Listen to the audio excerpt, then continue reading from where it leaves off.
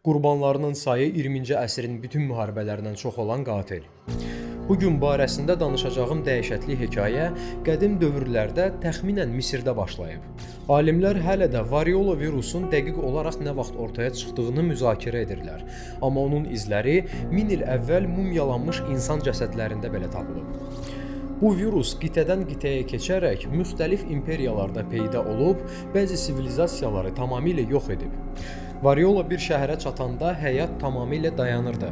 Əvvəlcə yüngül halsızlıq, sonra yüksək hərarət, dözülməz bel və oynaq ağrıları, daha sonra isə ən qorxunc mərhələ başlayırdı. Bədənin hər yerində, o cümlədən üz, daxili orqanlar və hətta gözlərdə irinli qabarcıqlar əmələ gəlirdi. Ağrı o qədər şiddətli olurdu ki, bir çoxları huşunu itirir, digərləri isə dəhşətli əzablarla can verirdi.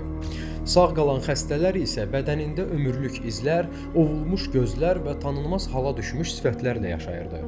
Variola inanılmaz sürətlə yayılırdı. Sadəcə bir toxunuş, nəfəs və ya bir geyim parçası kifayət idi və bu yollarla bir nəfər onlarca insanı yoluxdura bilərdi.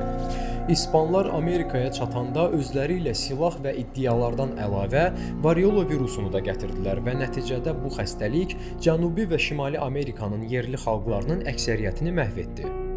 Amma baş verənlər 20-ci əsrə qədər davam etdi və bəşəriyyət mübarizəyə başladı. 1958-ci ildə məhz Sovet İttifaqı variolaya qarşı qlobal vaksinasiya təklif etdi və soyuq müharibəyə baxmayaraq Birləşmiş Ştatlar bu təşəbbüsü dəstəklədi. Daha sonra isə tibbin tarixində ən böyük əməliyyatlardan biri başladı. Afrika, Asiya və Latın Amerikasında milyonlarla insan peyvənd olundu. Nəhayət ki, 1977-ci ildə Somalidə variolanın son təbii halı qeydə alındı. 1980-ci ildə isə Ümumdünya Səhiyyə Təşkilatı rəsmi olaraq bəyan etdi ki, virus məğlub edildi. Elə bu an qeyd etmək istəyirəm ki, bu xəstəlik 20-ci əsrdə 300 milyon insanın həyatına qəddarcasına son qoydu. Bu, insanlığın ölümcül bir xəstəliyi tamamilə yox etdiyi ilk hal idi. Amma sevinməyə tələsməyin, çünki çox vaxt olduğu kimi məsələ bununla bitmir.